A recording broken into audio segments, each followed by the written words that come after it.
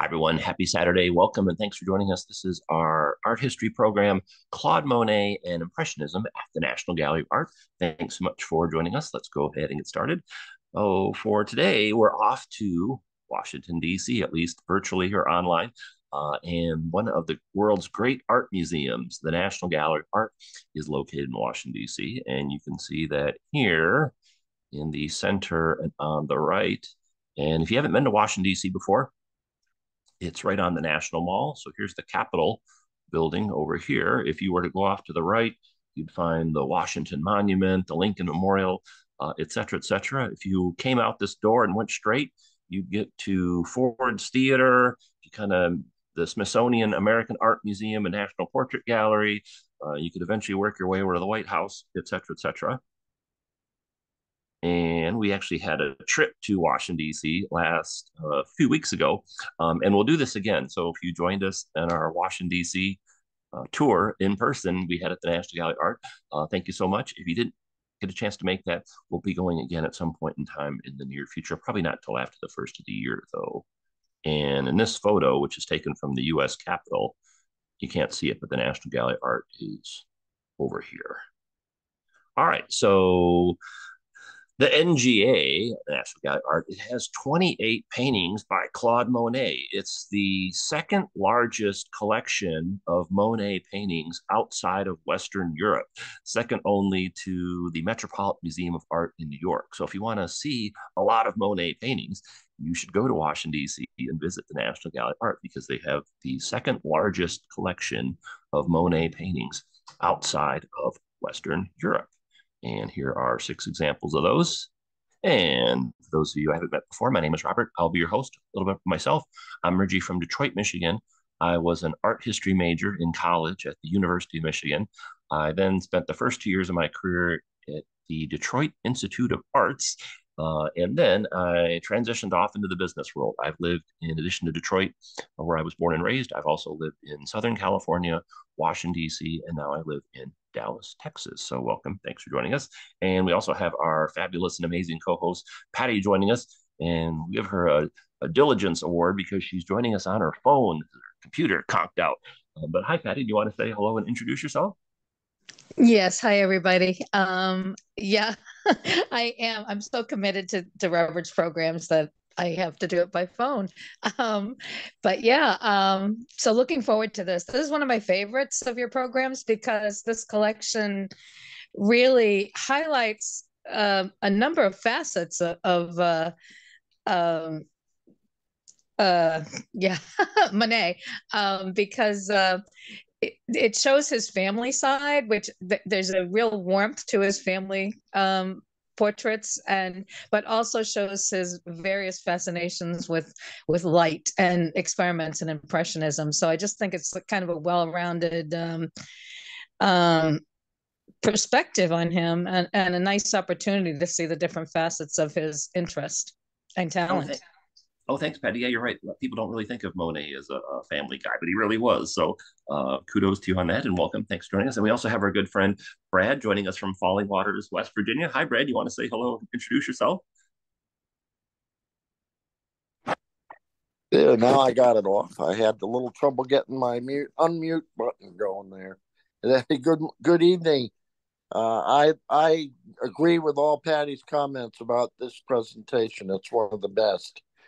I guess you asked our icebreaker question. My favorite museum is the Hermitage in St. Petersburg, which probably isn't too popular right now because of the war in with Russia and Ukraine, but it is really an outstanding museum. Oh, that's And okay, Brad. Things will return to normal at some point in time. yep. And I think also that one I've never visited that I'd like to visit is probably the most famous one in the world is the Louvre. All right, the Louvre. That's a good choice. All right. Well, thanks, Brad, and thanks, Patty. Thanks for joining us, And Brad and Patty. Oh, for sorry. having, Go ahead. Brad. I just said thanks for having us. Oh, no problem. Thanks to all of you. All right, let's go ahead and get started. Thanks, Brad, and thanks, Betty. All right, let's just talk a little bit about historical context of Claude Monet before we get into the paintings that are at the National Gallery of Art. So Claude Monet was born in 1840. He lived a long life for people of that era. He died in 1926 at the age of 86. And tonight's art history trivia question: how many paintings did Claude Monet create? So what do you think? Did he paint 500, 1,000, 10,000, 5,000? What do you think? Should play the theme from Jeopardy while we're doing this. But anyway, Monet painted approximately 2,000 oil paintings. So when you consider the fact that the National Gallery of Art has 28 in their collection, that's very, very impressive. So a great reason to go see the museum. And Monet, where was he from? Well, not from Detroit or Washington, D.C. or New York or Dallas, Fort Worth. Of course, he was from France. He was born in Paris on November 14th, 1840. And ironically enough, there's a famous historical print of Paris, this one, that was made the exact same year. I might be looking at this thing, oh, that doesn't look like Paris. Where's the Eiffel Tower? The Eiffel Tower hadn't been built yet. But anyway, kind of ironic that this famous historical print of Paris was made in 1840, the same year that Monet was born there. And then his father, Claude Monet's father, moved the family to the French coast, the northern French coast, to a place called Le Havre. And Monet's father was very wealthy. He was a businessman, and he had a mercantile type business that catered to ships and boats and shipping and stuff like that. And so he thought the business would be more successful if he moved the family to Le Havre, which it was. And here's a photo of Claude Monet's father and his mother. And then on the right is a painting that Claude Monet made of his father. Now, Claude Monet had a really strong relationship with his mom. She was very loving and supportive of his different endeavors in childhood. But when he was a young teenager, Claude Monet's mom passed away. And then Monet had a kind of a challenging relationship with his father. His dad wanted Claude Monet not to become a painter, but to take over the family business. And that was something that Claude Monet had zero interest in doing. Monet struggled for the early part of his career financially. And so that also caused a lot of additional friction with his father. And unfortunately, Monet's dad passed away before he became a successful painter. So his parents never got to see the success that their son had as an artist, which is very unfortunate. And who is this young man? Why, it's Claude Monet. I think a lot of people don't know what Monet looked like, and maybe don't know, he's not as recognizable, say, as like Vincent Van Gogh or Frida Kahlo. But here's Monet as a young man. And then let's go ahead and start talking about the works at the National Gallery of Art. So this program is a little bit longer than the normal ones we do. Usually we kind of aim for about 90 minutes, give or take a few minutes. This might get it like around the 2 hour range because there's so many paintings at the National Gallery of Art, 28. It takes a while to kind of go through all of them. So that's why we're recording this program. If you have to jump off at any point in time, that's totally fine. You can always catch back with us later on our YouTube channel. So these are 5 of Monet's early works. And Monet is considered the father of Impressionism, but these particular paintings were made before Impressionism was invented. So let's talk about these. And then one of the things that I find really fascinating about Claude Monet is he's known as the guy who painted landscapes and gardens and flowers. And yes, he did all of those things, but you should also be on the lookout for all the other different subjects that he painted, like Patty talked about, the family scenes and stuff like that. You see frequently in Monet's artwork subjects like water and cityscapes and architecture and people and still lifes, etc. So don't just kind of typecast him as the landscape, garden, and flowers guy. You should kind of realize, in acting, they would call that being typecast. And so you don't want to typecast Monet as a landscape, garden, flower painter because he did many, many other things. And we'll see some great examples of that today. And here's our first one. So this is still life with bottle and various other items from around 1862, 1863, the Civil War era in America. Not that this painting has anything to do with the Civil War, but just to give you that context. Monet was only 22 years old when he made this painting. And for me, I really believe that Claude Monet was underrated as a painter in terms of his technical skills. He was very talented as a painter. Not only was he a visionary in terms of Impressionism, but very talented technically. Let's take a look at this, and so you can see what I'm referring to. So you can see kind of a basic still life scene here, very traditional. There's items on a table, and he's painted them. And Monet did a number of still lifes during this time in his career. And so, in addition to some of the paintings at the National Gallery of Art, I'll show a few that are in other museum collections that you may or may not be familiar with. So you can kind of see how these 28 paintings in Washington, D.C. Kind of compare and contrast and the context with other Monet paintings throughout the world. So this is a famous still life at the Getty Museum in Los Angeles that Monet did around the same time. And then for our friends in North Texas, this is a great still life that they have in their collection at the Dallas Museum of Art. And then what exactly is a still life? You've probably heard that term before. The technical definition is it's a popular art subject depicting mostly inanimate subject matter, typically commonplace objects, either natural or man-made, such as flour, food, plants, drinking glasses, dishes, vases, etc. So that's what a still life is. And you can see these Monet early still lifes from these three different museums are all very kind of similar. Notice the style is very traditional. This is not Impressionism. It's not abstract because Impressionism hasn't been invented yet. The subjects are very traditional, etc., etc. Now we were talking about the technical skills that Monet had, and one thing that's funny is you frequently see painters throughout history where they've painted this water in a glass. It's almost like a technical exercise to see if they can do it. So the next time you're at a museum or reading a book or something like that, and you see one of these glasses with water in it, look at the date on the painting. Not always, but usually more often than not, it's in the artist's early career. It's almost like they want to see if they can do this, and kind of a similar type of thing here with this bottle, and then this one over here. So yeah, I would say check the box off there. Monet can do this, but yeah, very great painter in terms of technical skills, and you can see that by looking at the glass and the water and the tablecloth, et cetera, et cetera. I really feel like Monet is underrated in terms of his technical ability as a painter. And then here's a close-up of that one. He even the way he extends it, Robert, onto the tablecloth, because he brings in the light as well as the liquid and the glass and everything else. I just love this painting. Yeah, and the shadows. Yeah, great point. The shadows and like the little nuances of the tablecloth. He's got some butter in here.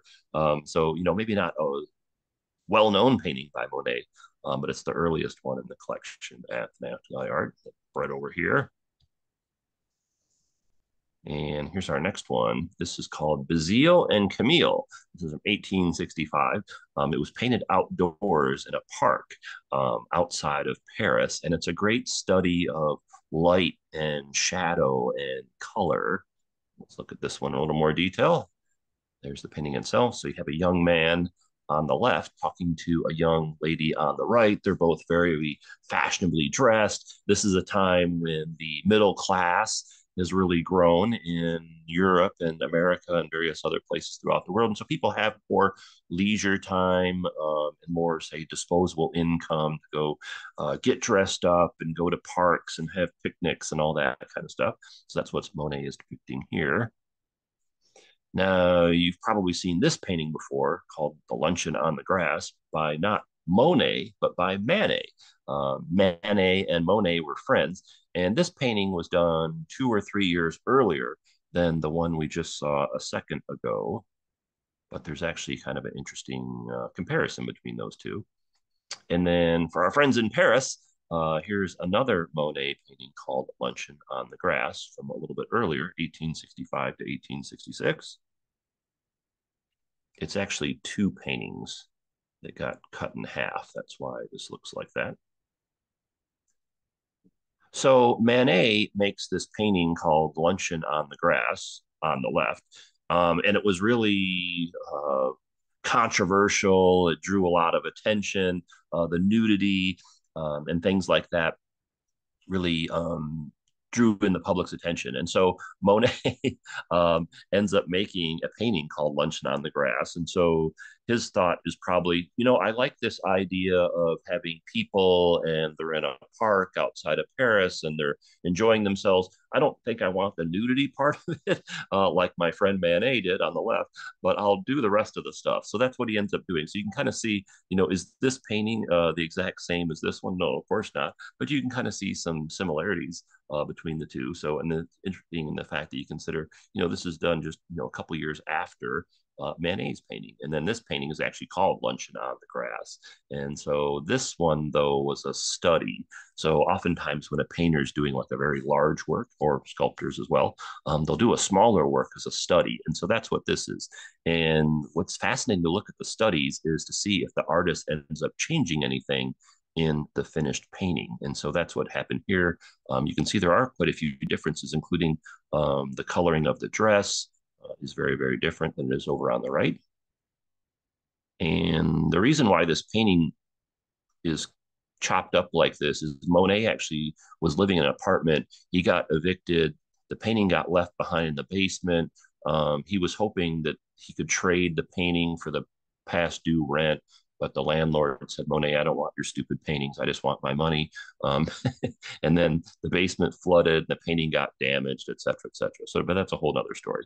But if you're wondering why this looks unusual, it's because this painting got damaged and was cut in half. And then here's the one at the National Gallery of Art in DC. And then if you go to Paris, you can go visit the Musée d'Orsay, and they have that version. So again, you can see how he's kind of changed some things around. He's made the light over here much brighter and more intense. He's changed the coloring of the dress. He's added this additional figure here, et cetera, et cetera. And also what's interesting is the people in this painting. So this is actually a good friend of Monet's, a fellow artist by the name of Frederic Bazille. And then this is actually Claude Monet's girlfriend of the time, who actually would be his future wife. And the reason why he made this painting is he really wants to study light and shadow and color before he ends up making the larger painting. So this is kind of a preparatory work. And then Frederic Bazille was a impressionist painter. He was a contemporary of Claude Monet's, and he was very good friends with Monet. They were like brothers. And one of his most famous paintings, Bazille's, is also at the National Gallery of Art, and it's actually right next to that Monet painting we just saw. It's a young woman with peonies from 1870. Now, if you're not familiar with Frederic Bazille, who was good friends with Claude Monet, that might be because he died at a young age. Frederic Bazille tragically died in 1870 during the Franco-Prussian War. He had joined the army while France was fighting Prussia and was killed. In my opinion, Bazille would have been one of the great Impressionist painters, but his career, unfortunately, was cut short. But interesting nonetheless that they have this, one of his most well-known paintings, also at the National Gallery of Art, and he's the gentleman who's depicted right here. So that's a neat connection. And then, of course, that's Monet's girlfriend, Camille, who would become his future wife, posing. Now, if you see a woman in a painting from this era of Claude Monet's career, it's probably Camille. So again, I've said I wanted to show you some other paintings in other locations, just so you can kind of get a sense of how all this stuff kind of fits together contextually. So these are other famous paintings by Claude Monet of Camille that are not in Washington, D.C. And at the National Gallery of Art, though, in Washington, D.C., they actually have 3 paintings of Camille by Claude Monet. So we just saw this one, and we'll talk about these 2 a little bit later. And so Monet is a big family man, and it's really interesting to see the role that family plays in a number of his paintings, particularly early on in his career. And here's the next one. This is called The Cradle, and this is Camille with the artist's son, Jean, and this is from 1867. Now, Monet's son was born on August 8th, 1867, just a few weeks before this painting was made. And it really great to portray Monet as the family man. I think maybe some people don't know that side of his life. He was really, he just liked to paint and stay home with his family and visit friends and stuff like that. He was very kind of domesticated in that regard. And here's the painting. And I love the colors for this painting. And over here we have the rattle And then, gosh, I can never remember. Patty, what is this thing called? I can never remember what this is called. A pinwheel. A pinwheel. There you go. Thank you, Patty, for the 17th time. Some of us are old enough, Robert, that we actually made these when we Oh, were yeah. children. Yes. Okay. Okay. Well, in fairness to myself, I've never had kids, so pinwheel and rattle. But yeah, Monet's wife appearing here. Now, one of the things that's also fascinating is, were paintings still important after the invention of photography? Like, why would people even make a painting after they had invented photography? You could already get someone's depiction right. So this is not Camille Monet or Claude, their son. It's a photograph kind of from the same era. And so I want to kind of compare and contrast painting and photography, and you can see how they complement one another. So again, it's not the same two people, but you can see a few similarities and quite a few differences. Though, like this point in time, photography was not color, and painting, of course, could be. The artist has a little bit more freedom to kind of do what they want to do. So no, when photography came along, it did not replace painting.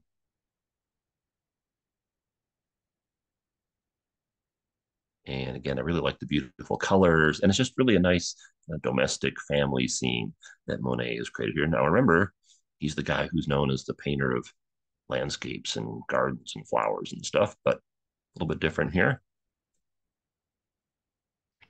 And then here is another one. This is a seascape, Saint Andre, from 1867. This is a seascape, or it's on the coast of northern France. And this one has a really interesting atmospheric effect. Notice that the clouds are very overcast, the sky. And then here's a full view of it. Notice how much of the painting space Manet devoted to the sky. And then here's water, which we frequently see in Monet paintings. Now, where exactly was this taken? Well, here is London for our friends there. And here's Paris over here. And here's that spot along the French coast where Monet painted this. Now, remember, as a young man, his family moved to Le Havre, which is like right next door. So Monet was very familiar with this area. His father still lived here. His aunt, he was very close to, live here. And then if you're familiar with the Normandy invasion, that actually was not too far from here. That took place right here, for those of you interested in that context. In fact, you might remember there's this scene in Saving Private Ryan when they're approaching the beach. The one guy says, "Wow, this looks like that Monet painting at the National Gallery of Art." And the other guy, Tom Hanks, says, "Yeah, that's just east of here." So I don't know if you remember that scene or not, but it's from Saving Private Ryan. Patty, I had to include that for you. All right, and this was a big vacation spot. So even during Monet's life, tourists would come here and visit this place. And so this point in time during the season, though, it's the fall. So there's still kind of some people visiting here. It's out and about, but it's not the peak tourist season. So interesting that Monet chose to depict it at this point in time versus like in the more popular summer season. And then, as I mentioned, to show you some works at other museums that you may have seen or be familiar with. So Monet does a number of paintings here. This one is at the Metropolitan Museum of Art in New York. This one is also at the Metropolitan Museum of Art in New York. And then this one is at the Art Institute of Chicago for our friends in the Midwest. So same place as the painting we just saw. And then for our friends in North Texas, there's this similar painting, which is at the Kimball Art Museum in Fort Worth. And if you put the two side by side, okay, so here's the one at the Kimball in Fort Worth, Texas. Here is the one at the National Gallery of Art in Washington, D.C. You can see a couple years difference. And you can see the vantage point. This one is a little bit closer to this rocky outcropping. This one is a little bit further away. This the one he wanted to include the boats and stuff. But you can see the similarities and differences there. And here's the one in Fort Worth. Very beautiful work. And here's the one in Washington, D.C. And here they are side by side. So it's really cool to see how these paintings oftentimes relate to one another.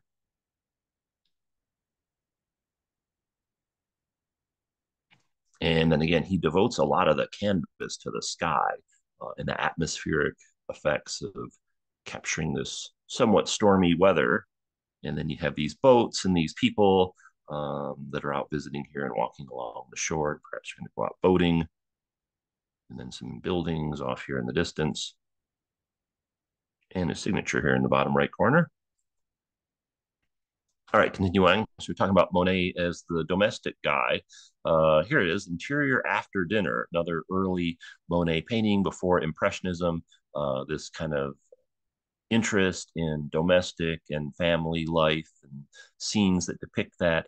This is an interesting painting because it's the first time that a gas light was depicted in a Monet painting. Yeah, we kind of take artificial light for granted, but you have to remember for the longest time throughout history, people were only able to get external light, like light not from the sun, through oil lamps and candles and stuff like that. So it'd be really, really dark. So interesting that Monet is depicting this technical innovation, the gas light, which really shed a lot of light on different people. So what you have here is two women and a man.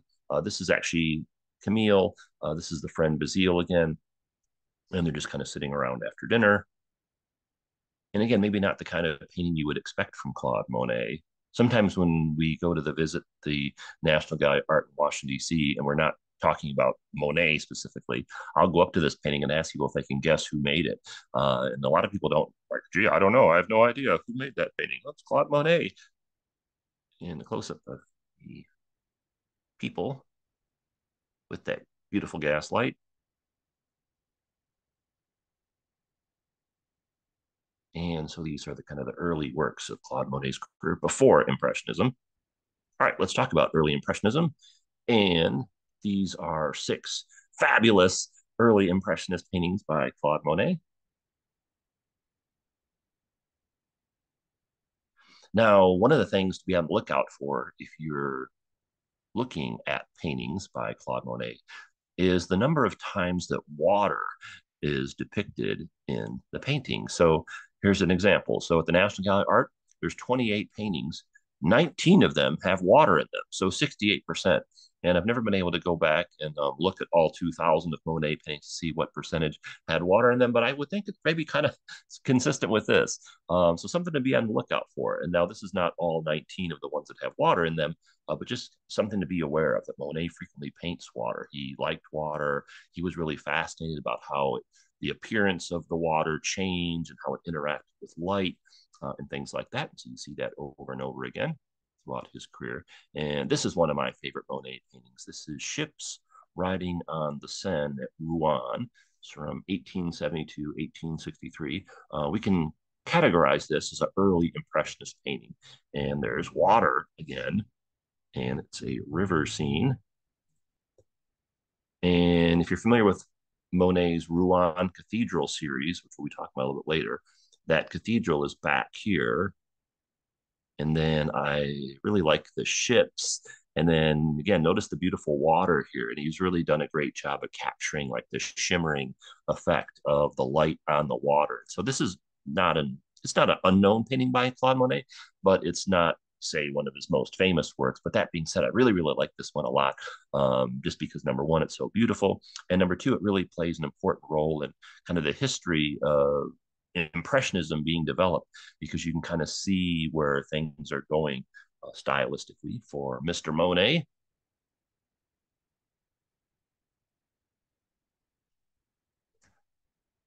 And if you're wondering where Rouen is, it's in between the English Channel and Paris. So a quick geography lesson for you. And here is the Seine from back in Monet's time, and here it is today. So, well, maybe not today, but pre-COVID. And now there's still a lot of working boats that travel along the river, like there's depicted in Monet's time, but there's also a lot more, say, like pleasure type boats along the river as well. And then here's that cathedral in the back. So it's not the exact same vantage point. And then again, really interested in the sky and the atmosphere and the clouds and the ships and the water. Now, one of the things that's also really cool is how this painting is very similar to one of Monet's famous paintings, which is this one, Impression Sunrise. This is actually the painting that the Impressionist movement was named after. So a art critic saw this painting and said, "Oh, this isn't even a real painting. It's just like an impression of a painting." And so that name kind of ended up sticking with the movement. So this is a painting you can go visit in Paris, and there it is, one of Monet's most famous works. It's the painting that gave the name Impressionism to the movement. And it's not the exact same painting as the one at the National Gallery of Art, but you can see a lot of similarities. It's the sky and the water and boats, et cetera, et cetera. So really kind of interesting connection between these two works, which were done around the same time. And then Monet ends up moving to a place called Argenteuil and makes a number of paintings there, many of which are well known. And again, early days of Impressionism. Now, this is a place that you can visit.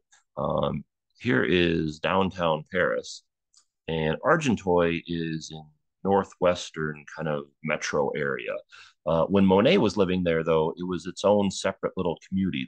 The Parisian sprawl, so to speak, had not worked its way out here. So this was a very quiet, peaceful kind of art community that was separate from Paris, although you could get to one from the other.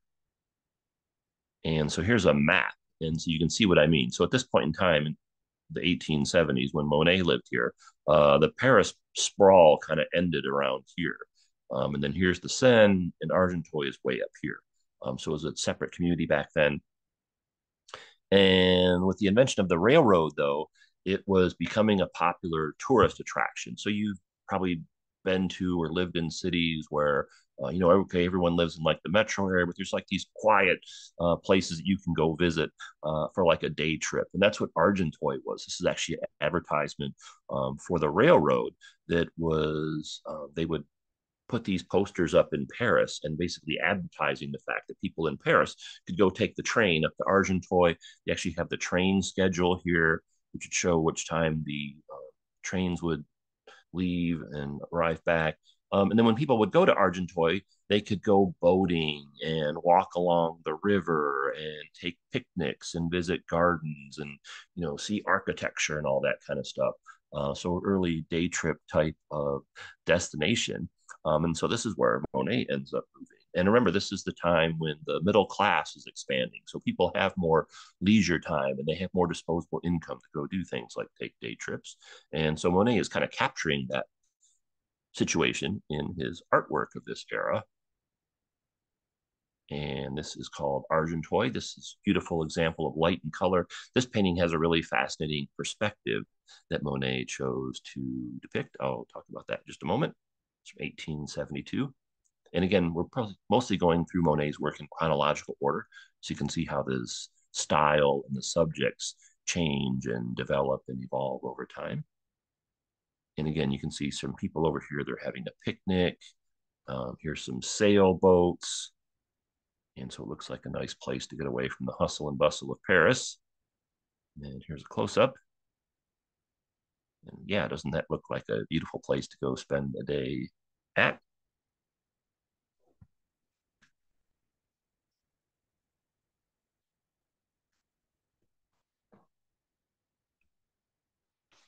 Now, one of the things that's really fascinating is the decision or the choices that artists make when they're putting a work together. Like, for instance, I would think a more traditional depiction of this scene would look like this, more of a horizontal, a long horizontal. Like if we were going to be walking down through here, we're going to take a picture of this with our phone.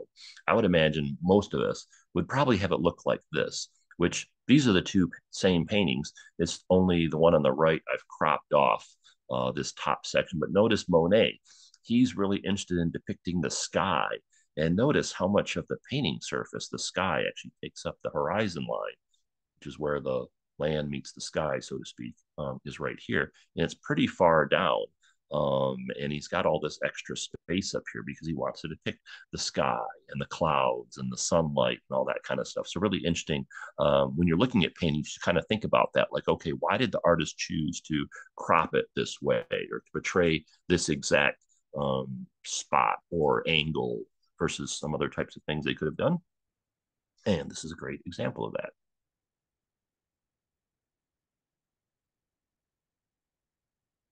And then here's another one from the same era, the artist being Monet, the artist garden in Argenteuil. Now, Monet is known for his garden paintings at Giverny, but this is 10 years before he went to Giverny. So this is 1873. And look at these beautiful flowers. So you have a couple, maybe hard to see, but there's a couple here.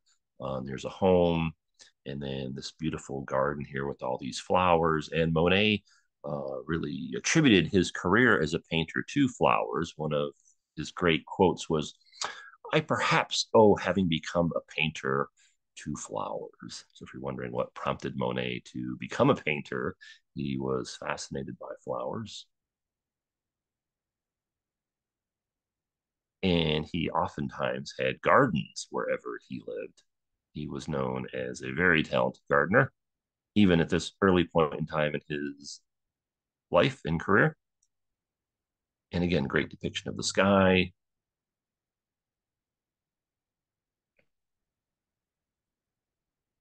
And a close up at the bottom. And if you're wondering what makes this impressionist, well, a couple things kind of jump out. Number one is this, it looks a little abstract.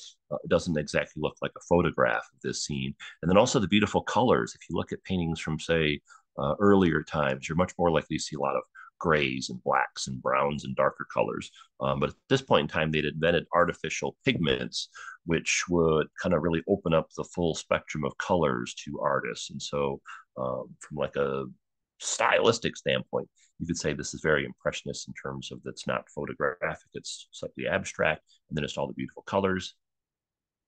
And then a good friend of Monet's was Renoir. They too were almost like brothers, and Monet ended up getting painted many times or a few times by his good friend Renoir. And then Renoir also painted Monet's wife, Camille, and their son. And so these paintings are not by Monet, but they're of the Monets. And so this one is Claude Monet from 1872 by Renoir. So if you visit the National Gallery of Art and you're studying Monet, you should go check this one out as well. And again, this is funny because when they used to do in-person tours at the National Gallery of Art before COVID, and if we weren't talking specifically about Monet, I would pull this image out and ask people if they recognized who this was. And you know, almost everybody recognizes Vincent van Gogh or Frida Kahlo or I don't know, Andy Warhol, but there's a lot of people that have no idea what Claude Monet looked like, which is kind of interesting because he's such a famous painter. But here he is, and he and Renoir were lifelong friends. And then Renoir also painted Madame Monet, Camille Monet, and her son, 1874. This is a point in time in Monet's career where both he and Renoir are really struggling financially. And Monet has a young family to feed. However, Renoir, he also was struggling financially, but he was living with his parents. And so what Renoir would frequently do is he would pack up in the evening kind of leftovers like bread and meat, milk, and fruit, and anything else he could get his hands on. He would bring it over to Claude Monet's house. And so Renoir actually really helps kind of sustain the Monets from like a food standpoint during this time. So that's touching. And there is his good friend's wife and their son and a rooster. And then getting back to Monet's work, this is the Bridge at Argenteuil, 1874. Again, we were talking before about Monet and his variety of subjects. He was really interested in light, the depiction of light. Also, water makes a lot of appearances in his paintings. And then architecture is another thing that Monet was really interested in. And here is the painting, a full view.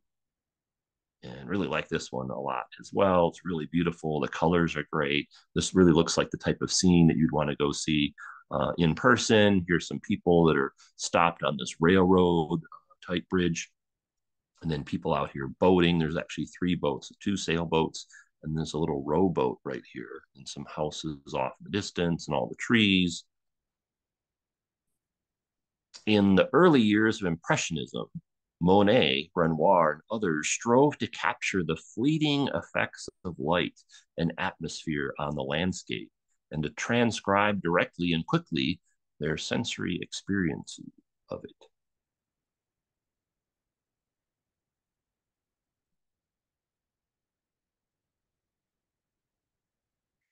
And if you look at the top, so here's these homes in the distance. Um, this is really neat. This is two women in a sailboat. And you can see here, there's a woman in a, it might be a little bit hard to tell, but there's a woman in a white dress, and she looks like she's rowing the boat. And there's another woman, and she has a pink parasol. But again, this kind of depiction of people enjoying their leisure time. And here's a close-up view of the center of the painting.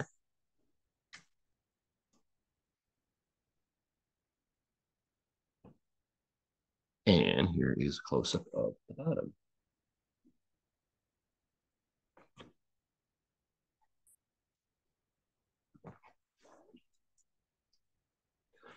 Now you might be wondering, wow, what a beautiful scene. I think I'd like to go to France and see that in person. You can do that. And a lot of these places where Claude Monet painted, they actually look very similar to what they looked like back then. Unfortunately, this one is not so the case. So remember, back in 1874, this was this small little town. Now it's part of the Parisian sprawl. And so where these buildings were, they now have these high rises. This bridge actually got replaced. There's a more modern bridge. I think the bridge is like, it was built in the early 1900s, if I'm not mistaken. It's not as cool looking as the other one. So this one, like, oh, wow, here's what it looked like in 1874 with Monet versus today. So still pretty interesting. I still think you should go to France, but this scene looks a little bit different than it did back in Monet's time, just as FYI. And then here's another view from kind of the same general vicinity, the bridge at Argenteuil in a gray day. And again, those subjects, light, water, and architecture, which repeats over and over again in Monet's works. And there it is, very gray and overcast day. We tend to think of paintings as people doing things when it's like bright and sunny and warm and all that kind of stuff, but not always the case. And then one of the things that's cool is when you go to a museum like the National Gallery of Art, and there's actually artists that are recreating the work. So this woman I got a chance to talk to on a few different occasions. And what she's doing is she's recreating Monet's painting here. So if you're a painter, now you have to get permission to do this beforehand, but they have easels throughout some of the galleries, and you can, if you're a painter, which I'm not, but it's really cool to watch these people at work and kind of compare and contrast how their paintings look versus the original. So hats off to her. And this is one of my favorite paintings by Monet. So we were talking about architecture and railroad bridges. And so this is at the Art Institute of Chicago. And again, this is not gardens or landscapes or anything like that. It's a cityscape. This is Monet's train station, or one of them. He did a whole series of these. And if you go back to this painting, well, there's, railroad bridges and stuff like that. So you frequently see trains in Monet's paintings, as depicted here. And I love the Art Institute of Chicago, one of my all-time favorite places. And so Monet at Argenteuil. And then this is another one of my favorite Monet paintings from the same era. So this is not in Washington, D.C., but if you jump in your car or take public transportation, about 45 minutes north of Washington, D.C. is Baltimore. And a really great museum there is the Walters Art Museum. They have this painting from the same era, Springtime. And this is, once again, Camille Monet, and she's in a dress and she's sitting outside reading a book. And then here's another great painting by Monet. This one's at the Musée d'Orsay in Paris. This is also Camille and her son, Poppy Field from 1873.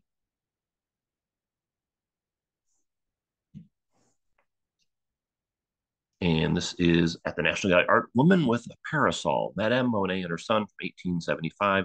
You can see the sun has grown up a little bit since then. And this is a interesting work because it's supposed to look very spontaneous, like he just kind of happened to be walking past these people and he saw this. And then here's the full view. I'll let you take a look at that for a second.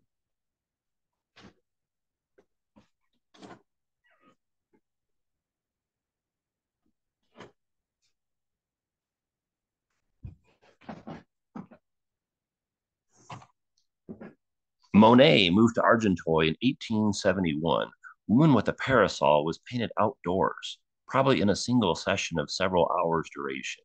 The artist intended the work to convey a feeling of a casual family outing rather than a formal portrait, and used pose and placement to suggest that his wife and son interrupted their stroll while he captured their likenesses. The brevity of the moment portrayed here is conveyed by a repertory of animated brushstrokes of vibrant colors, hallmarks of the style Monet was instrumental in forming. So it really kind of has this classic early Impressionist look to it. Bright sunlight shines from behind Camille to whiten the top of her parasol and the flowing cloth at her back, while colored reflections from the wildflowers below touch her front with yellow. And here it is. So really beautiful, stunning work. It's one of Monet's most well-known works. And it's great that they have it at the National Gallery of Art. And you need to come check out this painting because as spectacular as on the screen of the computer, it's even more stunning in person.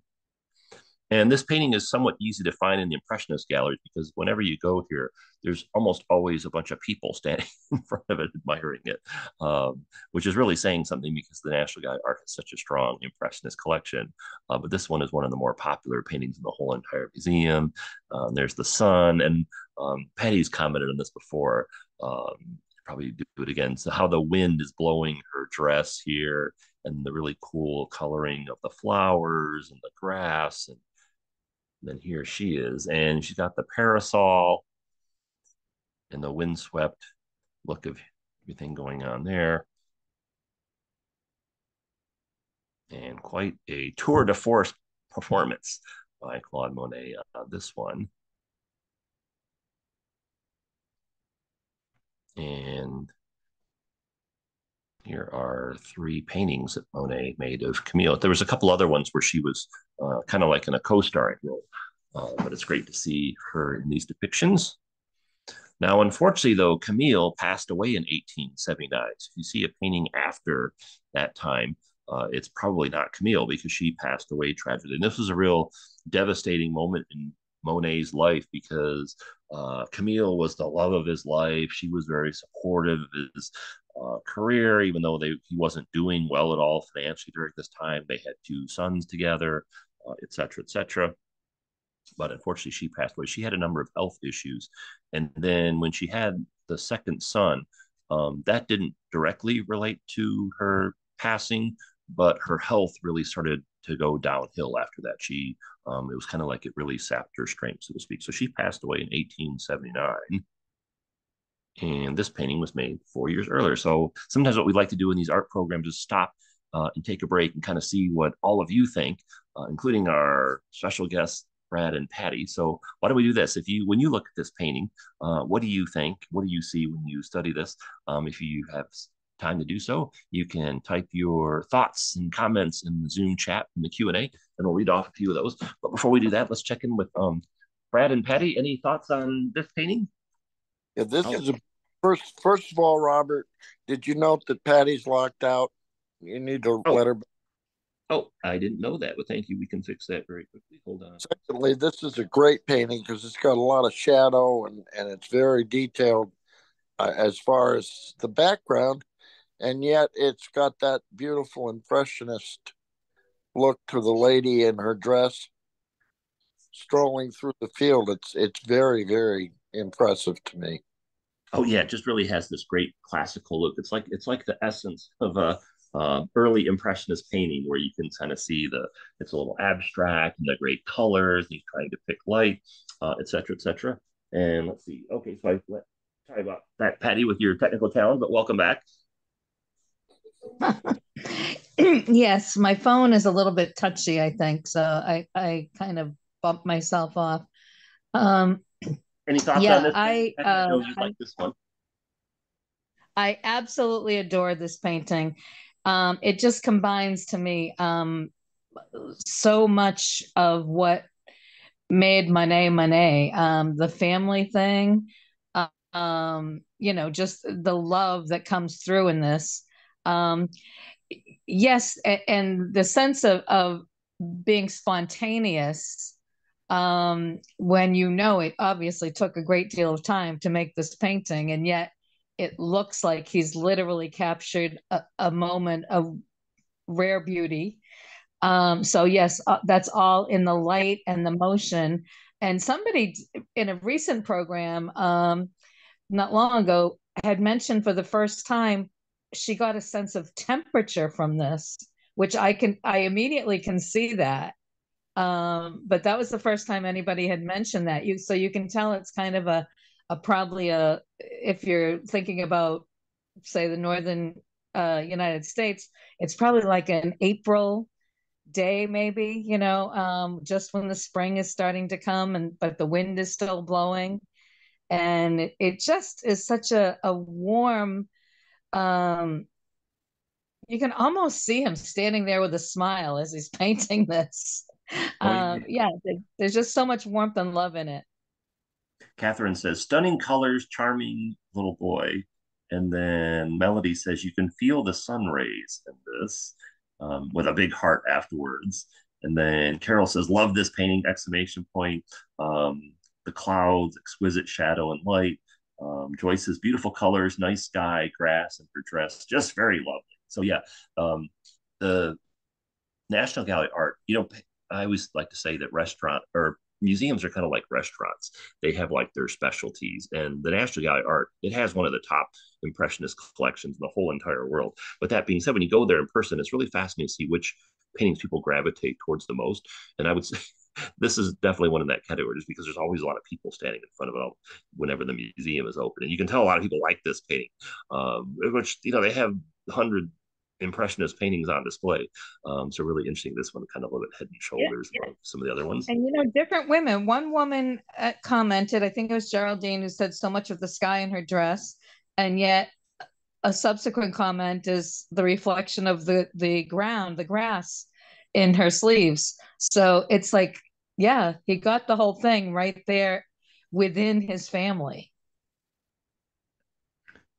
Yeah, there's let's see who I couldn't tell. I think it was a anonymous person said, yeah, very feminine. Which yeah, it does come across as a very feminine painting, which it's made by a guy. This painting, of course, by Claude Monet himself. So that's an interesting way to categorize this. And let's see. Alice says it's illuminating. I'm overtaken with all the lights, so refreshing. Allison says light in the clouds, calmness of the scene. Anne says the reflected golden light of her undersleeve. And he must have really treasured this painting after she passed away, says Melody.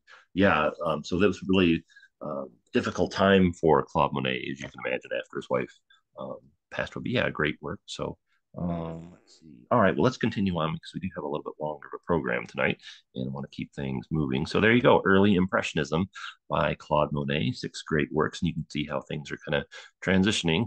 Let's talk maybe about mature Impressionism, so a little bit later. And I would put these 5 paintings in that category. So after Claude Monet' wife passed away, he really kind of, I don't know, almost internalized things. And he does this painting the following year. These are sunflowers. It's a beautiful, he's gone back to the still life motif. And, I was just wondering if maybe he's indoors more. He's not going out and going on walks with his wife. And so maybe he's just kind of, more of a little bit internal of a focus at this point in time. And a beautiful painting nonetheless. Close up on the top.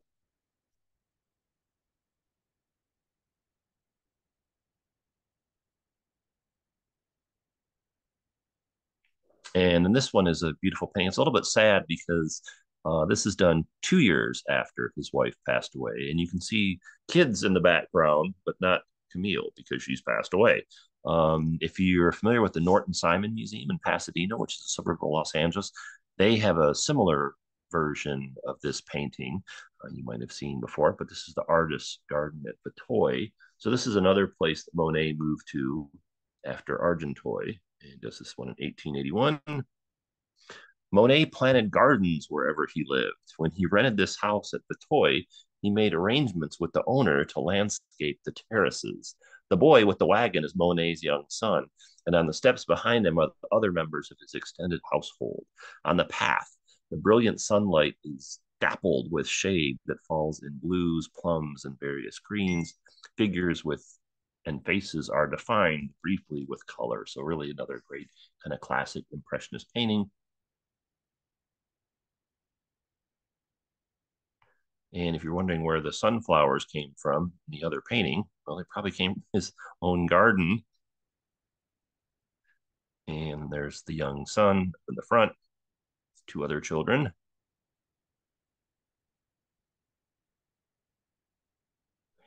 And then this is a place called Pourville in northern France. It's on the English Channel coast. It's another tourist destination. And here it is.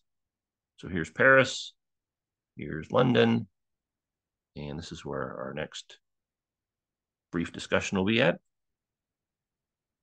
See, a big vacation spot. Now, this is one of Monet's famous paintings that was taken in this location. See Cliff Walk at Pourville from 1882. So this is one of, it's hard to say what are Monet's, I don't know, top 10 or top 25 most famous paintings, because he's got like, to the top 200 really.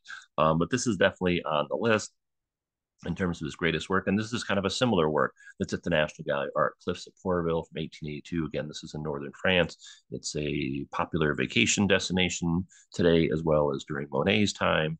And if you look at the painting side by side, not the exact same, but you can see quite a few similarities. Okay, so you have two women here. They're on kind of the edge of the cliff here. They're looking out over the water with all these boats. And kind of a similar scene here. You have two women on the edge of the cliff, off in the distance, and there's water and boats. And so again, I like to show the paintings at the whatever museum we're talking about alongside maybe other well-known works at other places, so you can kind of compare and contrast the two and kind of see how things all fit together, so to speak. And then another appearance of water. We keep talking about that over and over again in Monet's works.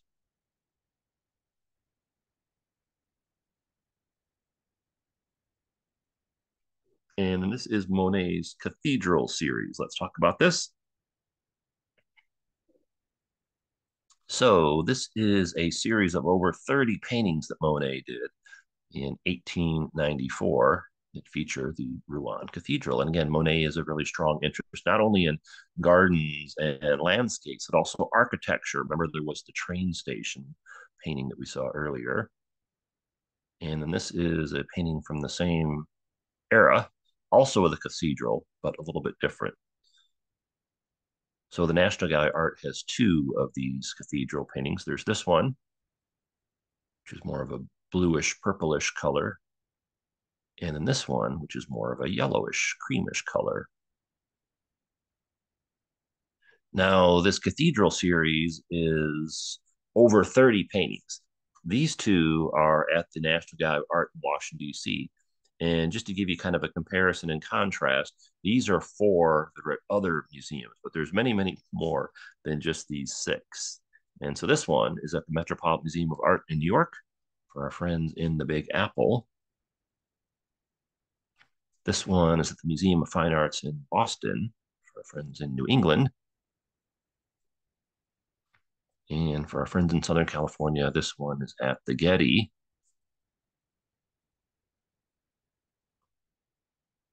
And for our friends in France, this one's at the Musée d'Orsay in Paris. And then here are the two that are at the National Gallery of Art in Washington, D.C. Now, Monet, at this point in time in his career, he's trying to depict light. And he was really intrigued by how things change with light. The depiction of stuff looks different in light versus darkness or different types of light. And so he's got a great quote: everything changes, meaning with light, even stone. And you get a sense of that here. So again, these are the two that are at the National Gallery of Art in Washington, D.C. on the top. These 4 on the bottom are at other museums throughout the world. And Rouen is up here. Now, Monet is in Giverny at this point in time, which is here. And if you were to be able to take a car, you could get up to Rouen a little bit over an hour.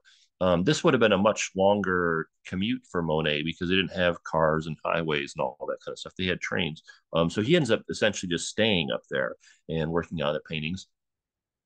Now, this cathedral is one of the most famous churches in the world, and it's one of the most famous structures in France, and it's well known for a variety of reasons. It's really monumental. So, if you were to paint this, suppose you're Monet and you're going to paint this cathedral, how would you paint it? There's all these different aspects of the cathedral that you could focus on. So, like for instance, one thing that you could focus on if you were a painter depicting this church is you could focus on the scale of it or the size.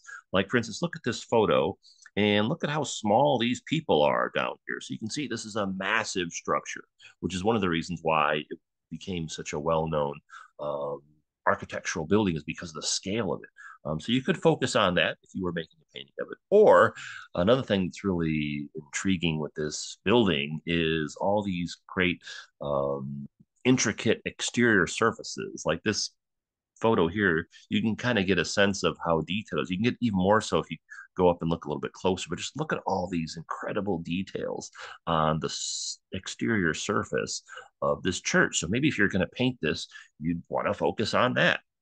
Or maybe you'd want to focus on this really stunning interior. Like, wow, how would you like to go to church here every Sunday and sit in here and hear the word of God, so to speak, get inspired. So the interior of this building is also stunning, and it also is known for having these beautiful stained glass windows. So again, if you're going to paint this cathedral, what would you focus on yourself? Would you focus on the stained glass? Would you focus on the stunning interior? Would you focus on the intricate exterior surface?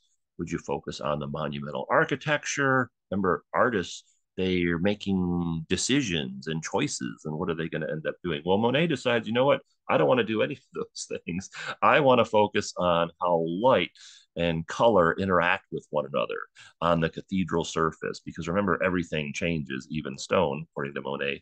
So he does all these different paintings at different times of the day, during different seasons, and with different atmospheric effects, like sunny days versus overcast days. So that's why he did a series of more than 30 paintings of the same building, because he's showing you the way the light is changing over different points of time. And notice how he's not included any of the things that we just talked about as far as the stained glass or the scale or the intricate surfaces of the interior when he does his works. And then you can visit Rouen, and if you go there, right next to, this is the front of the church or the cathedral. There's a historical marker here. And again, it's really stunning to visit. So add this to your bucket list.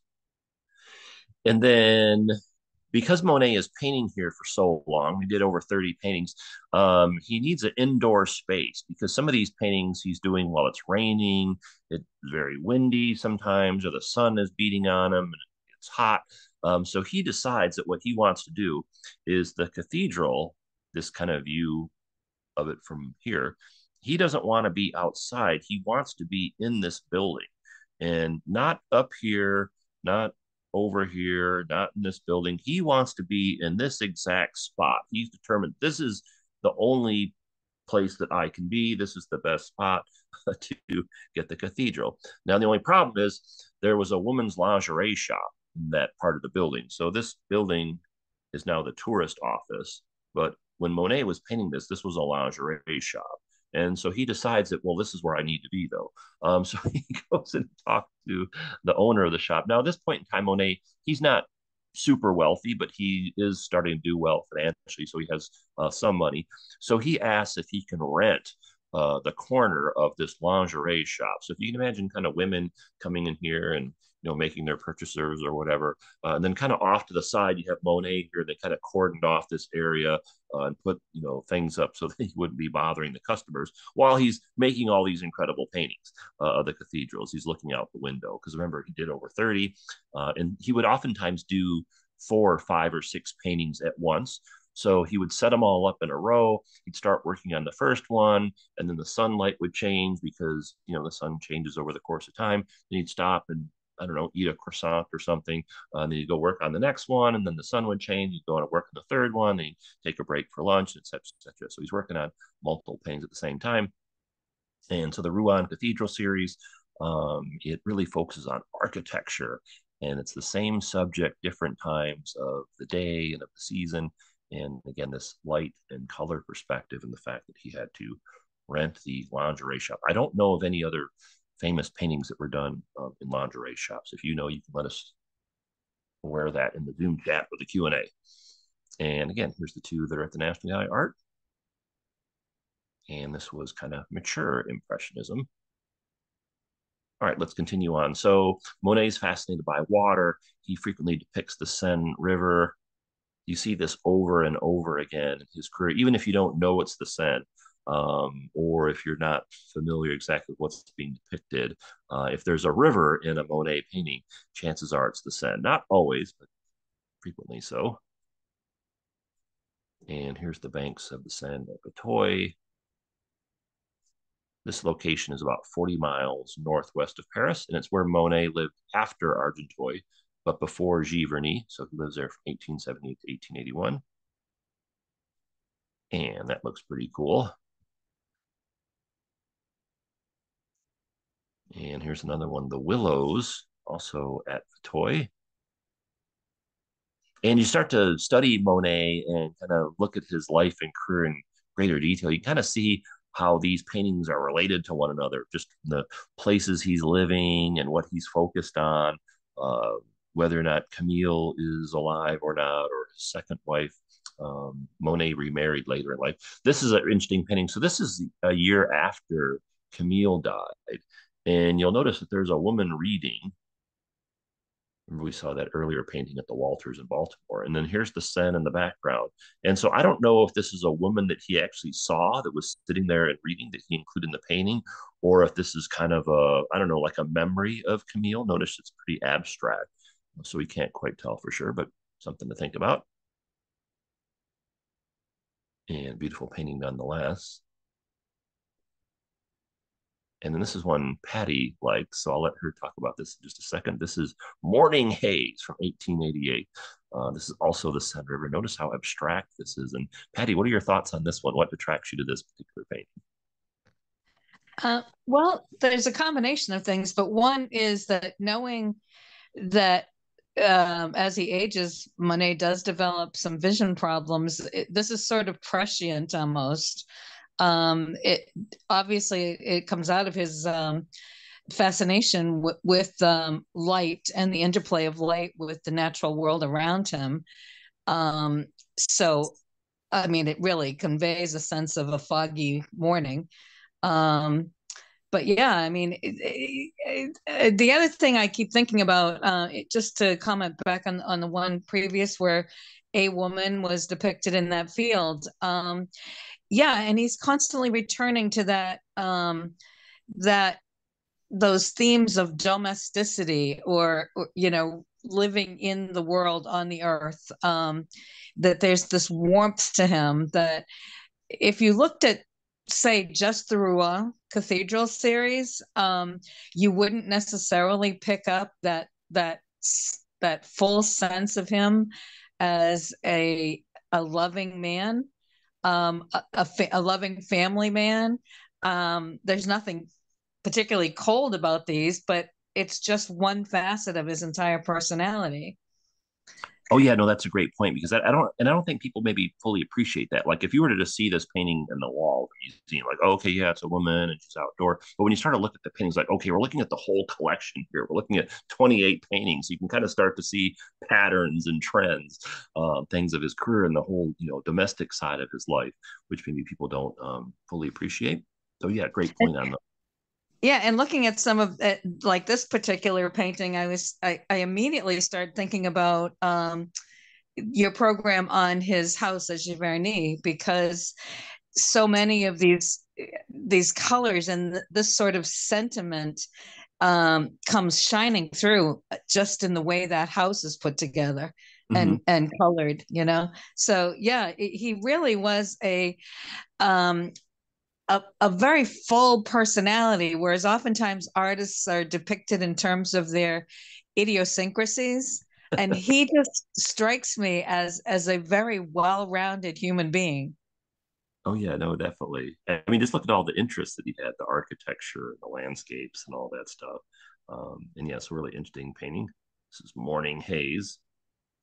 All right, well, let's Yeah, continue on. obviously, I doubt that there was any premonition on his part in this painting, but yeah, to me that there's that poignancy of realizing that not only was he going to develop vision problems, but being Monet, he learned how to paint with his vision problems, which is Mhm. just an amazing facility to have as a human being, right? Oh yeah, and he continues on.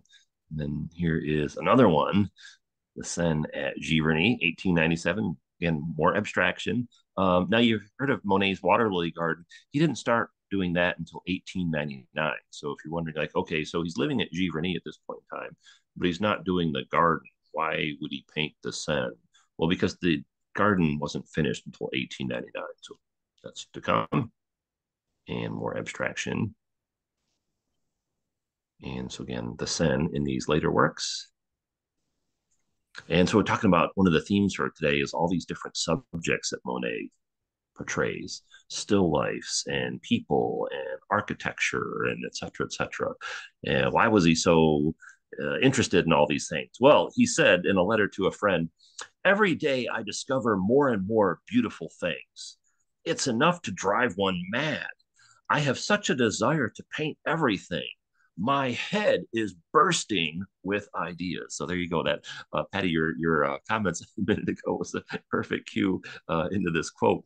Just the fact that he's talking about all these different things that interest him. So a very diverse guy, which we tend to think of artists being very, eccentric, so to speak. Not that he wasn't eccentric to a certain degree, but maybe a little bit different. All right, so let's talk about Giverny.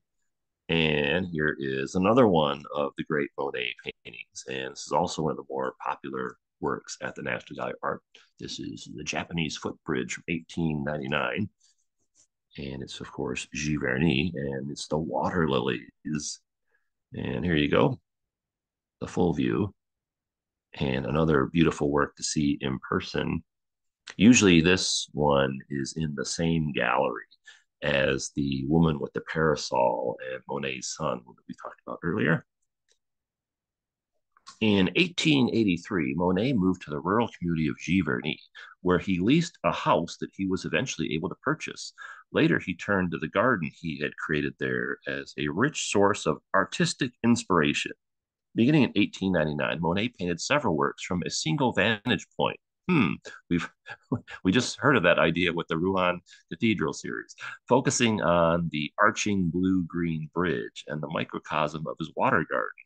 Among those works was the Natural Gallery's Japanese footbridge. Monet designed and built the landscape that appears in the painting, from the bridge to the pond and its shape to the water lilies and other plantings. The artist, who was a leader in the Impressionists, had espoused the spontaneity of directly observed works that capture the fleeting effects of light, there's that term again, and color held in these later paintings, subjected a nature he recreated to sustained mediated scrutiny. So Monet, early in his career, was really struggling financially. Eventually, over the course of time, his works become more popular. And he starts to sell the paintings, and he's living very comfortably. And by the end of Monet's life, he was very, very wealthy. So at this point in time, he's doing well financially, which is why he was able to purchase the property at Giverny and develop the garden. And here's a scene in more recent times. And then here's Monet on his Japanese bridge that he was so proud of. And Monet is really fascinated by Japanese art and culture and history and was really influenced by Japanese works. And so he incorporates the Japanese footbridge in his gallery. Speaking of Japanese, if you're in North Texas, you should come out. We're checking out the Japanese garden at the Fort Worth Botanical Gardens next month. So you can check that out on our calendar if you're in Dallas. Go to the Fort Worth Botanical Gardens, which is known for their Japanese garden. We're doing that on Veterans Day Saturday in November if you're in Dallas. Look that. And then another thing about Monet is, as I mentioned earlier, you can kind of figure out when his works were created if you know a little bit about it. And the Giverny Garden series is a classic example of that. So suppose you had never seen any of these or one of these three paintings before. If you knew a little bit about Monet and what he was trying to do, you could figure out which time frame they were made in. And for example, the early Giverny garden paintings almost always have the Japanese footbridge in them. The later works are almost completely abstract. You can't even really tell what this is. They're called the Water Lily Garden. And yeah, okay, now that you know the title and you familiarize it, yeah, you can see, okay, this is a water lily. But if you didn't know it, you might think, oh, gee, is that clouds or, something else? And then the ones in the middle are kind of in between. They don't have the footbridge. They don't have the land surface. It's just the water, but they're not quite as abstract as the later work. So you can really kind of see how things evolve here with his Giverny Garden series, which he started painting in 1899, which is when this painting was done. And it continues on until the day he died in 1926. So let's take a look at that. Now, he painted a number of works that have this Japanese footbridge in them. So, wow, this isn't the National Gallery art. These are all these other versions floating around out there in the world. So this one is really fabulous at the Philadelphia Museum of Art from 1899. And you can compare and contrast these with the ones at the National Gallery of Art in Washington, D.C. This one's at the Metropolitan Museum of Art in New York. This one is at the Museum of Fine Arts in Boston. And this one is at the Art Institute of Chicago. And so you see the footbridge over and over again. And so if you see that, chances are it was a painting that was made in 1899 or the early 1900s, because it eventually disappears, not in real life. This bridge was still there and it's still there today, but it disappears from Monet's paintings because he doesn't want to focus on that. Eventually, it was like this was like kind of like his shiny new object or his new toy. He wants to include in all of his paintings. And why not? It's spectacular, and the garden is also spectacular. Monet actually designed the garden, Giverny himself. He did some of the work, although at this point in time he has staff that he's able to hire, like professional gardeners, to help him create it and maintain it. And here is the close-up of the footbridge. And then this is the same painting we've been looking at, but it's got the footbridge cut off or cropped out. And this actually really just looks like a later Monet water lilies painting, because that's what he was doing later on. He wasn't focusing on the bridge at all, wasn't even including it. And again, one of the great works in Monet's career, and one of the most popular paintings at the National Gallery of Art. And when we do the same thing we did earlier, we'll stop and take a quick break. Let us know what you see when you look at this painting, or what do you think about this one? So let's do the same thing. Let's check back in with Brad and Patty and see what you thought. Brad, any thoughts on this particular painting? And then we'll go to you, Patty.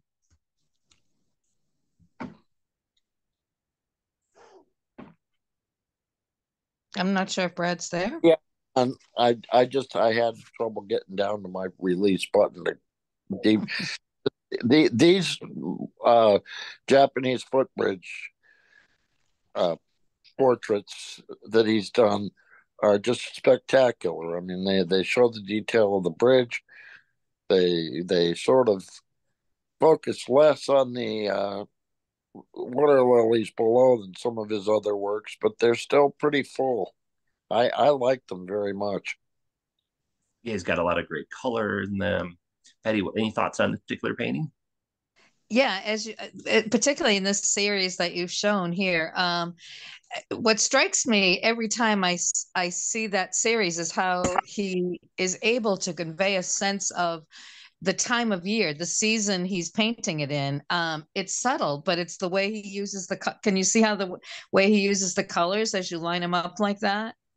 You know, some look like they're very definitely early in the season. Others look like they're in the ripeness of summer. The one in the middle and the bottom definitely seems like fall. the one to its left, it looks like a summer evening of a great deal of ripeness, but fall's not quite come yet. But I just love that he can do that, and that obviously when you read some of his quotes and you look at the body of work, he seems to that's part of what he's in pursuit of. He is constantly trying to interpret on the canvas what he's seeing. Oh yeah, and that's one reason why I like to show the paintings like this, so you can see. Okay, if you just looked at the one from the National Gallery of Art, you can kind of talk about what he was trying to do, and you kind of see it for yourself. But when you start to see that, oh wow, he was really really focused on this because he does the similar version of the scene, not unlike he did at the Rouen Cathedral. You can see he's depicting this at different times of day and different seasons, different atmospheric effects. So very very similar. But I like looking at paintings like this when you look at more than one, and you can again kind of compare and contrast the series, see how things go. And the difference. Oh, I'm sorry. The difference with the cathedral would be that the cathedral is a much more static. It's made of stone. In these, he's portraying life. And he is someone who seems to have a very vibrant relationship with all living things. Oh yeah, no, definitely. And then here's water again, and architectural element. We talked about water and architecture subject. Brad, did you something you wanted to add include? The very next portrait that you showed, which was I think that was in the middle of the picture of the three, when you had the early, middle, and late. Oh yeah. Here, I'll go back to that. I was also impressed with that because the first one that we saw in the middle there had an awful lot of reflection off the water. It was very detailed, and I was really impressed with the way he got the water lilies. But then he also had the trees. I mean, I don't believe looking at this picture that he went above the horizon to paint it. No, he didn't, and that's one of the things that's like interesting that he shifts from including the bridge over and over again to not even including the bridge or the land surface at all, and then eventually, it just really zooms in with this tight focus on the wall. But yeah, much more of a surface depiction here than there is over in the one on the left. Someone also was asking about how in some of them there's that brown sweep and wondering what that is. That's the reflection of the bridge in the water. He really was fascinated with that toy. Yeah. And let's see, what does our audience think? Geraldine says, I love the depth. Allison says, ethereal. That's a great way to describe this painting. Vibrant colors, plant life consumes frame and feels connected to nature. Alan says, I get a feeling of eternity. The bridge and flowers seem to go on forever beyond the border of the painting. That's really cool. And then let's see, Eliezer says at Giverny, besides the lily pond, there are many gardens of exquisite flowers. Yeah, there's much more to see at Giverny than just this. Let's see, Patty talked about the brown sweep at the bottom. Deb says the reflections in the water are amazing. Fatima says, I have seen something similar to this in the Bronx Botanical Garden without the bridge and green background, but the water. So yeah, so if you get a chance, if you're in New York City, you should check out the Bronx Botanical Garden. It has a fabulous collection. Oh, and then Catherine says, peace. So yeah, it is very kind of a peaceful scene. So, all right, well, thank you. It's really interesting just to see what other people kind of notice or perceive when they look at different works of art. So let's continue on. All right, so Monet, the paradox of Monet, one of them is that he was a homebody, so to speak. He liked spending time at home with his family and his friends, but he also liked to travel. And he actually traveled pretty extensively for someone from his era, including visits to both London on numerous occasions and Venice. And so let's talk about these London and Venice paintings. We're in the home stretch of our program, and we're kind of looking at Monet's artworks in these different kind of chronological categories. And so here is The Houses of Parliament at Sunset from 1903. This was a series of paintings that Monet did on London, and he really, really loved London. And it's kind of noteworthy to see that London's kind of adopted Monet to a certain degree. I'll show you what I mean in just a moment. And here's this work. You can see much more abstract than some of the earlier ones we've seen. And when you go to London, you see a lot of Monet stuff when you're there. So again, it's really neat how they've kind of semi-adopted him. But Monet loved London, and London loves Monet. And this is the subject that he painted in this particular painting, the Houses of Parliament. also known as the Palace of Westminster. It was finished in 1876. And this is what's commonly referred to by Americans as Big Ben.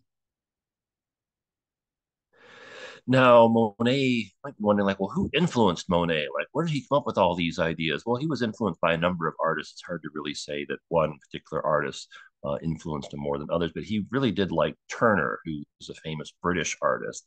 And Turner made two paintings of the burning of the houses of lords and commons. This is 1834, 1835. Monet seen this painting. This one that was in Philadelphia. Then in Cleveland, they have another painting by Turner, the same subject, kind of the same time frame. And so Monet knows of Turner. He likes his works. He saw a number of his paintings really early on in his career. And so, not to say that this painting by Monet is the same as the Turners, but you can kind of see, like, oh, okay, maybe there you kind of see some similarities between the one on the left and the two on the right. And so, when Monet goes to London, who knows? Perhaps he was maybe paying homage to Turner, who he greatly admired. And this is another Monet series where he does a number of depictions of the same subject. So the one on the top left is at the National Gallery of Art. The one on the top right, Metropolitan Museum of Art in New York. One on the bottom right, Brooklyn Museum. And the one on the bottom left, Art Institute Chicago. There's many more than just these four. I'm just including these as examples. And so kind of similar to look at these and see the differences between the two. All right, Metropolitan Museum of Art in New York. Brooklyn Museum. Art Institute Chicago.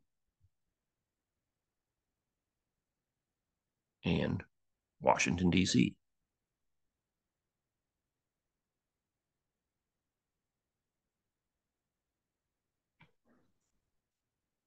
Here is a quote from a letter that Monet wrote to his art dealer back in Paris when he was in London.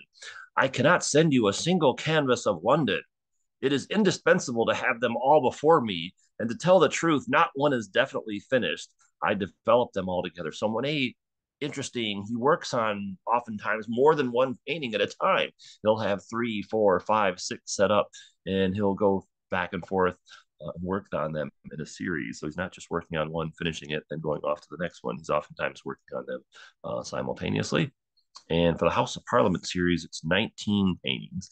It's cityscapes versus the landscapes that Monet is known for, great depictions of light and color, water and architecture. And if you're in London, either living there or going to be visiting, and you want to see the spot that Monet painted the building from, it's at St. Thomas Hospital. So I know Londoners will know where St. Thomas is.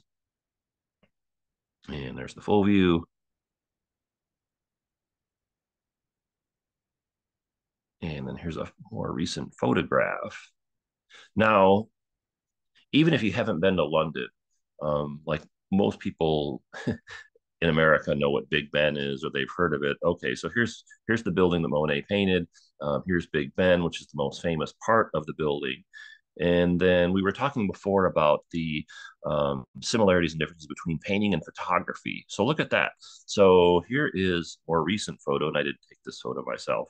But here's the Houses of Parliament. Here's Big Ben. This is Monet's painting. Oh, hey, notice that he doesn't really have Big Ben in it. He cropped it right about here and doesn't even include the most famous part over here. Why would he do that? Why would he not include that? I kind of tend to think that maybe he didn't want that to distract from the painting. He really just wants to focus again on the light and the shadow and the colors and the architecture.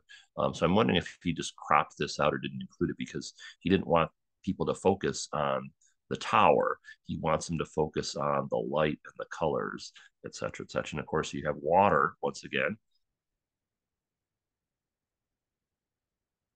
And then he made a whole series of paintings of the Waterloo Bridge. This was another set that he did, early 1900s. Again, architecture focus. I would think if you did like a word association with Claude Monet, like what comes to mind when you think of Claude Monet? I'm guessing a lot of people wouldn't say architecture or water or family life or stuff like that. But you really get a sense of that looking at all these paintings together in a series. And here's another one.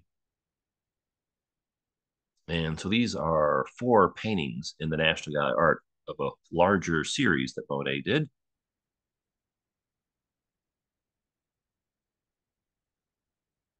And then here's the full view of them.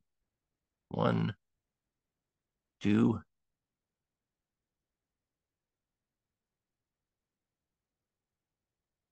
3, and 4.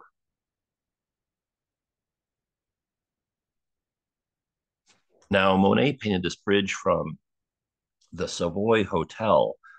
If you're not familiar with London, usually every big city has its like kind of old, historic, kind of well-to-do hotel that wealthy people stay at. So, like if you haven't been in London and you're not familiar with the Savoy Hotel, kind of a comparison building would be the Waldorf Astoria.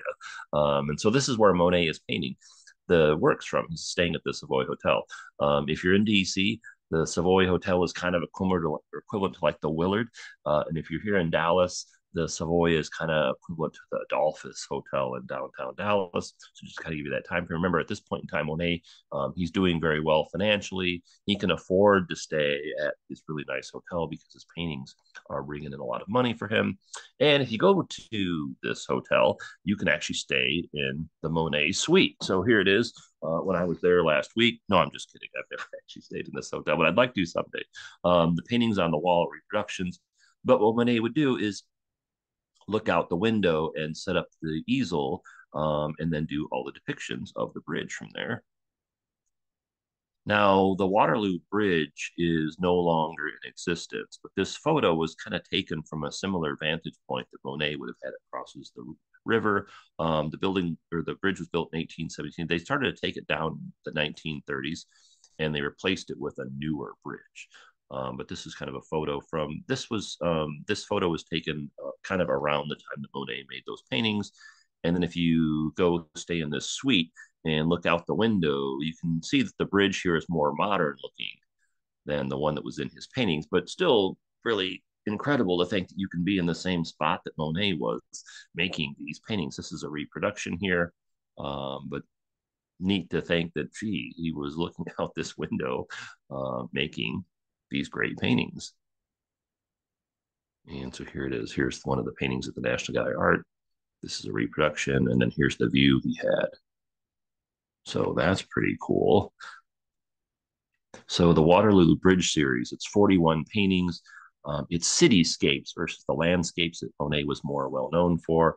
Again, studies of light and color and water and architecture. And he was at the Savoy Hotel. They're very proud of their association with Claude Monet. And if you go to London, there's a lot of Monet stuff to go see and check out. So you might not be aware of that. If you go to London or living there now, make sure you do that. And here's a quote from Monet. "I find London lovelier to paint each day," he said. So you can really see the appreciation he had for the city. And here's the 4 paintings at the National Gallery of Art side by side. You can see, wow, look at how abstract they are.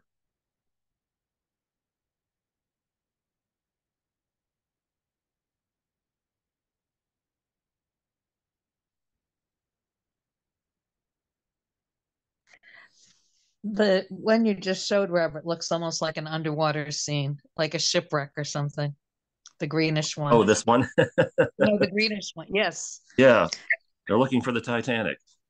Yeah, exactly.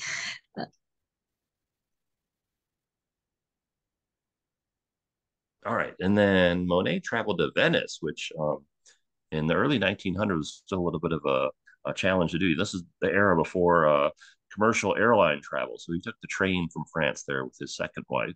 And this is the Grand Canal. And we're going to talk again about the similarities and differences between painting and photography. And we're in the home stretch for program. So here's the painting. It's the oldest, well, it's the latest one of Monet's career that's in the collection. And then here is the building that he depicted. And here's what the view looked like in 1908 from Monet's eyes versus today. Now, notice he did a similar thing here, did with the previous building in London, he cropped it. So he doesn't show you the whole building. He only shows you this section here. And this is a historic building in Venice. You'll want to go see on your next trip to Italy. And so Monet paints this section of the building. So he's cropped out this, this, and this. And, why would he do that?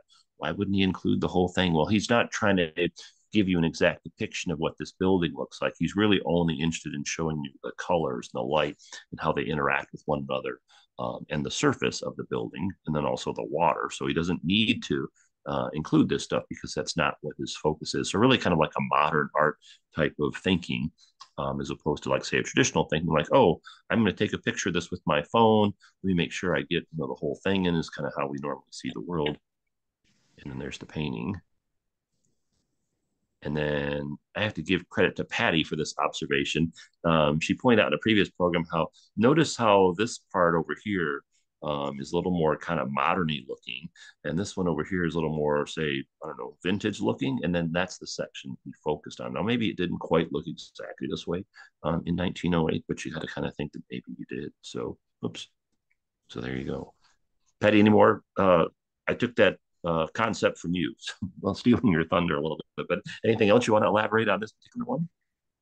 No, I think you pretty well summed it up. I mean, the part of the distinction of the one on the right, it is more modern looking, and it has that mural effect on the outer walls. And he does give you like a little hint of that, but you really wouldn't guess what this building, what the right-hand building is. But yeah, that central one actually looks more like an old cathedral. So it sort of picks up themes of his past as well. And Yeah, then maybe he too, thought this was a distraction, kind of like the Big Ben, where he cropped that out. Maybe he thought, well, this would be distracting to people. I don't want them to look at that. I want them to look at this stuff. exactly. And connecting with a comment of before, yeah, in his earlier paintings, a lot of the canvas would be devoted to the sky. And in some of these later ones, especially from Giverny on, the sky becomes incorporated into the water. Yeah, that's a great point. Notice we kept seeing the sky over and over and over again for that one particular painting. It took up like 70% of the top of the painting. And here he's not even including it, which is also kind of similar to the some of the Giverny paintings we saw of the garden. And yet you get a hint of the sky in the water. Yeah, exactly. Isn't it interesting how he's giving you the mirror effect of the sky? So there it Just a is. fascinating man, yeah. All right, so this is Monet's London and Venice paintings. If you like Venice and you like Monet, you should. We only really had a chance to talk about this particular one, but he did a whole series of paintings in Venice. So if you like Venice and like Monet, you should check those out. And of course, if you like London and like Monet, you want to check those out as well. All right, so one of our themes for today was just the diversity of Monet's subject. He's not just the landscape garden flower guy, so typecast him with that. We've seen a lot of depictions of water, we've seen cityscapes, we've seen architecture, people, and still lifes, etc., etc. And then let's go through the works again, kind of in a quick summary in chronological order. So these were the early works that were pre-Impressionism. These were the early Impressionism works. This is kind of mature Impressionism, I guess you'd call it.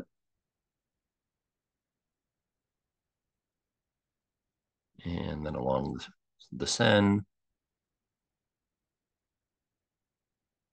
the painting at Giverny.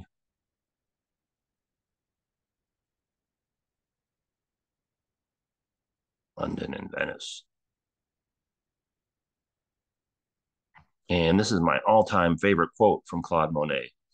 Everyone discusses my art and pretends or tries to understand, as if it were even necessary to understand, when all that is really necessary is just to love.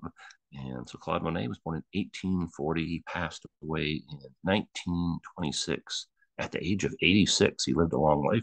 And there he is. I would imagine if you took this picture and walked around town and showed it to 100 people, even if you were at an art museum, a lot of people would recognize Claude Monet. So that's what he looks like. All right, now coming up in terms of our live programs, we have in a couple weeks we're doing a program on the Whitney Museum of American Art, which is in New York City, one of my favorite places. Has a fabulous collection of American art, including Edward Hopper. So you check that out. And then we have a new program. We're going to be talking about the great American photographer Dorothea Lange. And if you're not familiar with her, she's not really a household name by in many regards. She's the woman who photographed this or made this photograph, which is one of the most famous images in American history.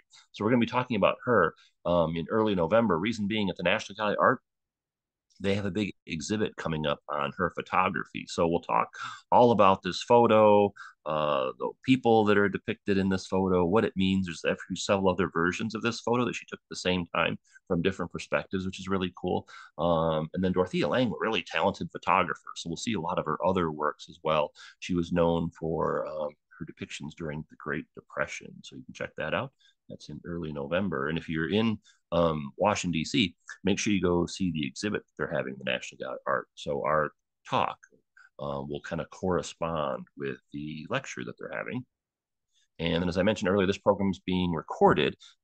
So if you want to watch it again or anyone else would be interested, you can find it on our flagship YouTube channel, which is called Washington, D.C. History and Culture. There's a lot of other art history programs on there. I think we have well over 200 programs on our channel.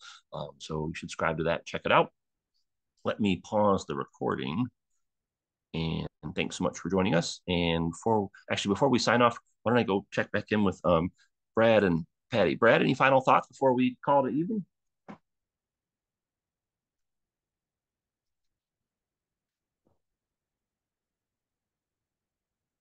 Oh, Brad's probably doing his unpause. What about Patty? We'll check back in with you. Any final thoughts before we call it evening?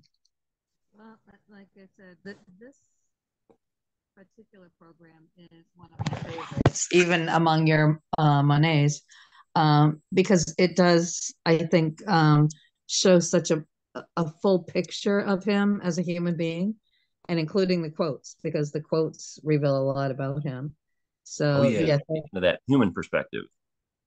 yeah, I always have a very warm, and always during this program, I think, gee, I wish I could have met this guy in person, because he just seems like such a full person, a well-rounded and loving human being. And so, yeah, ending it with that quote about all that is necessary is love, I think, really sums up this program in particular.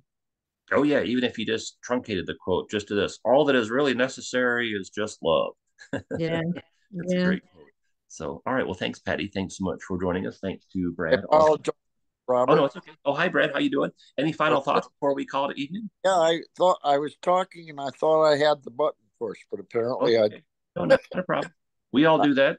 Every time I see this presentation, I get more perspective on Monet, who was always one of my favorite artists. Oh, And thank you. Appreciate it, that. it what he's done is just spectacular. And some of the pictures that maybe weren't as popular to others because they seemed foggy, just were outstanding. Um, the third one of the Waterloo Bridge, where it looked like the fog was blowing out over the bridge, so that was just spectacular. Oh yeah, well, thank you, Brad. I appreciate that. Thanks for joining us. Thanks, Brad. Thanks for Patty. Thanks for all of you for joining us. Greatly appreciate that. Let's call it an evening and wrap things up. Again, this program's being recorded. You can find it on our YouTube channel. Let me pause the recording. If you want to stick around, if you're watching us live, hold on for one moment.